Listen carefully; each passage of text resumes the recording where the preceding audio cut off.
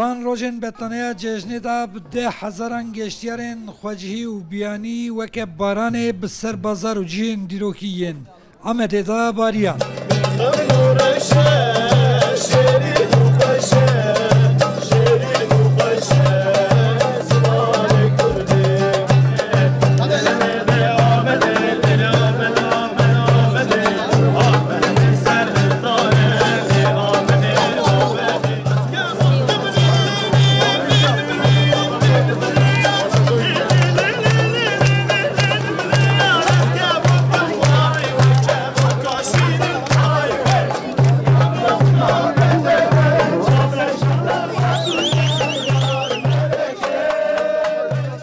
Kolanên bajêr li qafe û xwaringeh, li muzexane û seyrangehan, li kenîse û mizgeftên dîrokî, li stûr û bedenên kevnar yên Amedê bi trafîkek zêde ya ji geştyaran, qelebalixiyek kêfxweş û dilşat ya rengê mehşerî pêk hat. Em 44 kes ji Stenbolê hatine Amedê. Em li Dîlok û Semsûrê geriyan. Em ê ji vir herên Midyadê û derbasî Mêrdînê bibin.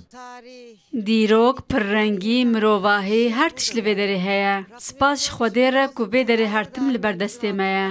Hi, I'm from Poland. Slav ez xelka Polandayê me. Ez ji bo bernameyeke jîhatbûnê hatim vir, got di derbarê berdewambûnê de ye. Navê bernameyê Green Harmony ye. û xwendevan ji Polanda, Tirkiye, Kroatya û Bulgaryayê ne. Me got ez Amedê bibînim, ez Mardinê bibînim, ez welatê xwe bibînim.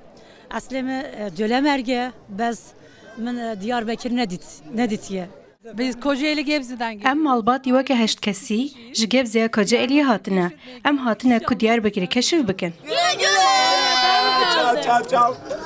Teşekkür ederim. Havalê me ji welatê dûr hatine, ji çar parçe dünyayê hatine. Hinek ji Polonyayê hatine, hinek ji Hırvatistanê hatine, hinek ji Portekîzê hatine, hinek ji İtalya hatine. Çawanî, Ahmet Prokwashi. And spas. Güzel.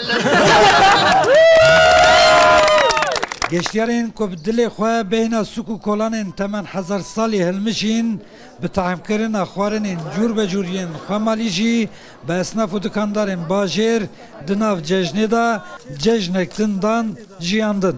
Diyarbakır konaklamalar günübirlik gelen misafirler. Di cejnê de li Amedê bi yên ku li otelan mane û yên ku rojane hatine û çûne bi giştî mazûvaniya zêdetirî 300,000 kesî hatiye kirin.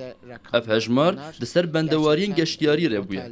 Bi rastî jî hotelvan û firoşkarên bajêr herkes bextewar bû. Ango firoşkar û dukandaran du cejin bi hev re kirin. Hedefa esnaf otelvanên Ameda ku di 2024 da mazûvaniya zêdetirî 1,100,000 geştyarî kiribûn, ji bo 2025 pêşwazîkirina zêdetirî 2 milyon geştyaran e. Abdülselam Akıncı Rûdaw, Amed.